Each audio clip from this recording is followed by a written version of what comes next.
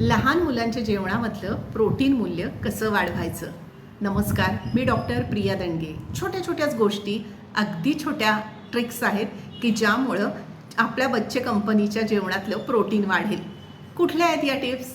एक तर मेथकूटचा वापर करा. गरम भात असो, गरम भाकरी असो किंवा गरम चपाती पराठा असो, याच्यावर तुम्ही मेथकूट पेरू शकता. इडली डोसा याच्यावर पोंडी चटणी घालू शकता. याचबरोबर दह्यात मेथकूट कालवून त्याची चटणी करू शकता. दह्याचा एक खूप छान पदार्थ आहे की यामध्ये सगळे ड्रायफ्रूट छोटे छोटे तुकडे करून घालायचे आणि हे दही मुलांना खायला द्यायचं. त्यामध्ये खजूर घालायला हे अजिबात विसरू नका, जेणेकरून त्याला गोड छान चव येईल. याचबरोबर जी रसभाजी तुम्ही करता त्या रसभाजीमध्ये सोयाबीन भाजून त्याची पावडर करा आणि ती वापरा.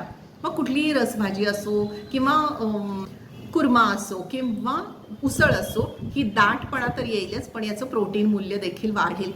समजा तुम्हाला पोळी किंवा पराठा भिजवायचा असेल आणि तो तुम्ही लगेच खाणार असाल तर दुधामध्ये भिजवा किंवा पनीरचं जे उरलेलं पाणी आहे ज्याला व्हे प्रोटीन म्हणतात, त्यामध्ये हे पीठ भिजवा आणि त्याचे छान पराठे किंवा पोळ्या करा. अशा पद्धतीनं छोट्या छोट्या टिप्स जाणून घ्यायच्या असतील तर नक्की डॉक्टर प्रिया स्नेह क्लिनिक या माझ्या यूट्यूब चॅनलला सबस्क्राईब करा. धन्यवाद.